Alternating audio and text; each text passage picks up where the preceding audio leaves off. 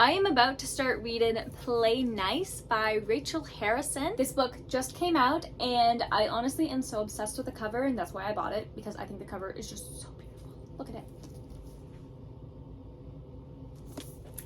Like, I can't say no to that. I really cannot say no to that cover. I love the purple. I just think this is such a great cover. Now, is it a great book? Who knows? I haven't read it yet. So let's kind of talk about that. So from my understanding, Play Nice is a horror book that takes place in the modern times, where it follows our main character, who is an influencer. And she had a very difficult upbringing as a kid. Her siblings would say that it was a very abusive home environment. However, the other character, she kind of remembers it differently, but she only kind of remembers it differently because her mom had written a book about the experience of growing up in a haunted house. And everything that happened to the kids, according to the mom's book, is because of this haunted house. It was not because of her, it was because of the haunted house. And so the mom passes away and the estate goes to our main character, the influencer, and I guess she starts to make like haunted house content or something, and she actually reads her mom's book for the first time and is starting to kind of realize like, oh, maybe there is something kind of scary happening in this house, or maybe there isn't, who knows?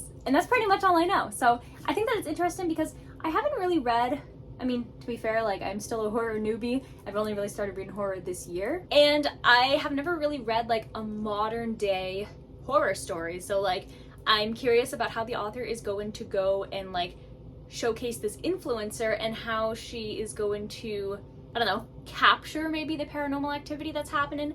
I don't know, but it sounds like a pretty unique concept. So yeah, without further ado, let's crack this book right open. And if you've ever bought a book just because the cover is beautiful and you have no idea what the book was even about, you just wanted that book because of the cover, go ahead and subscribe, because I am so guilty of that, and I need my people, please. Oh, but wait, we know the drill. This has a dust cover and that needs to come off before I can read the book.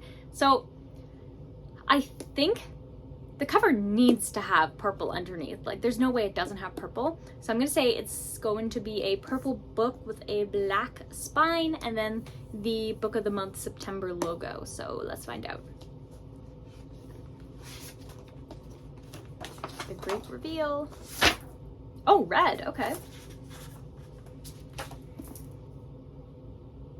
I'll accept red. Yeah, looks pretty cool. Nice. Okay, let's read this book for real now.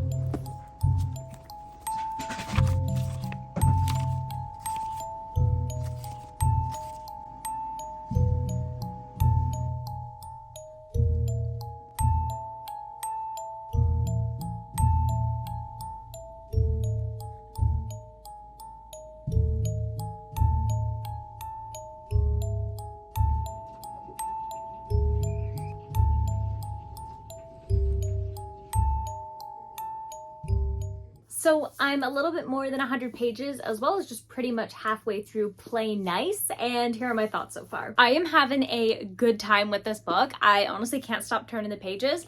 The writing is so captivating, and you have a lot of stuff that's happening, but in a way that's like paced very well in an easy to understand and absorb way. So we're following our main character, Clio, and she is a fashion influencer. So she is very involved in that world. And so she inherits her deceased mother's haunted house and decides that she wants to make content of her basically just like fixing the home up before she sells it. And so Clio, along with her two sisters, had kind of grown up in that house for a couple of years with their mother, who was an alcoholic.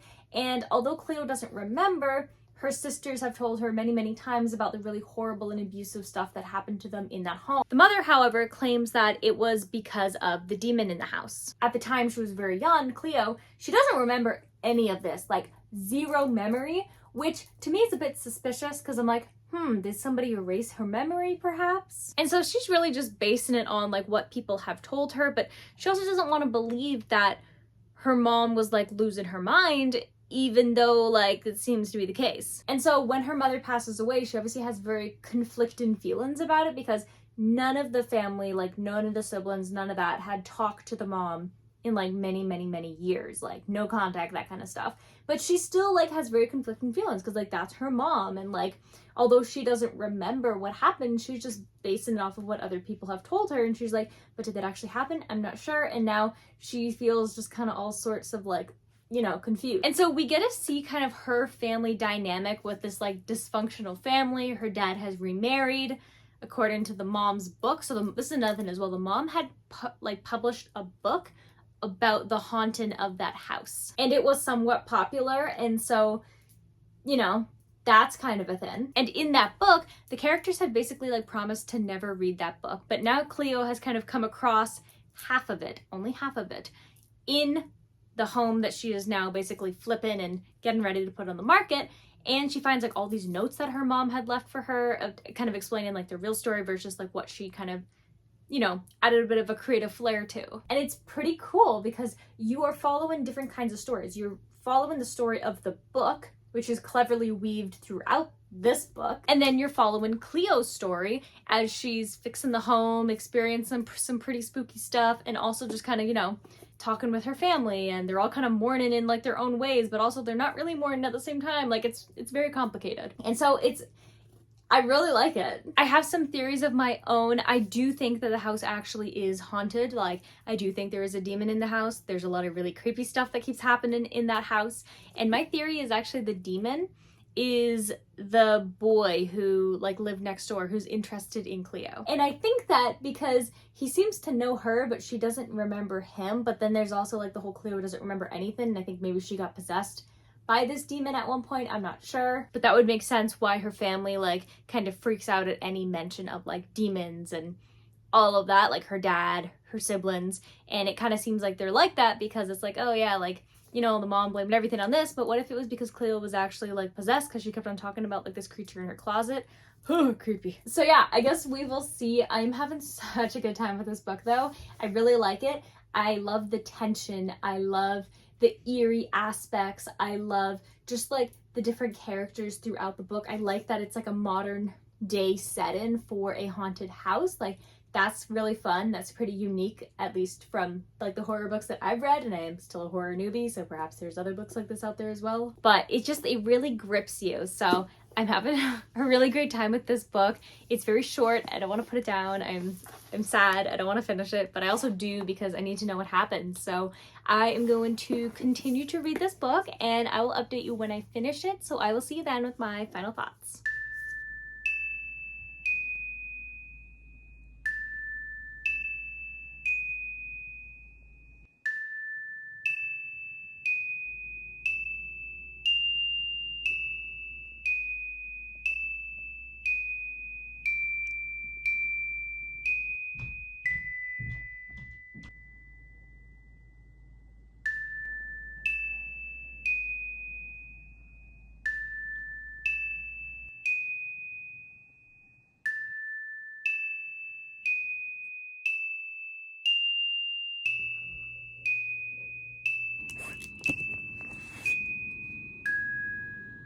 Okay, I just finished Play Nice, and this book is everything that I wanted it to be and more, and I absolutely ate this up. I would say that this book isn't really like super scary. It's more like a light horror, if that's something that exists, because it was more about the dysfunction of the family with the kind of like demonic aspects of that house. And this is something that I'm really loving with horror, is that it's completely up to you if you think there was actually a demon or not, or if it was just like a metaphor or a delusion. And there's nothing better than that in a book where you don't really know.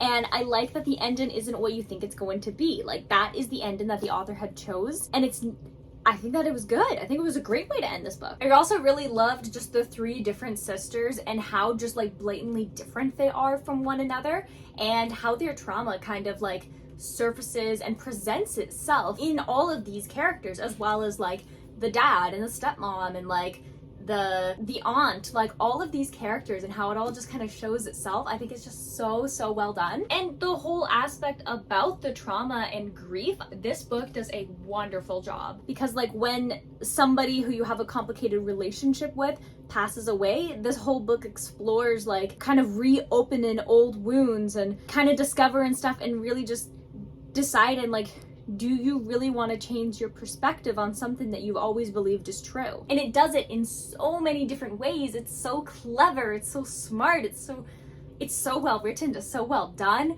and I'm just obsessed with this book. And you get some of the really great parts of horror that, you know, everybody knows and loves. You get like the creepy kid vibe, you get the stuff being put on walls and stuff moving around and creepy nightmares and blankets being pulled off and like all of this creepy stuff that honestly I really love in horror, plus so much more. I didn't expect this book to get so deep and raw and real with the complicated family relationships, and it's so good. I do wish though that the other character did not get off so scot-free. Like, come on guys, come on. But then it also like, it kind of makes sense at the same time, because it's like the whole thing about, do you really want to change your perception of people? And the whole book is about that, and it's so good. And then the way that it was like tied in with like the mom's book, and then like the annotations in the book, and how it's kind of shedding light into more and more things, like so beautiful, so good. Oh my goodness. And the demon,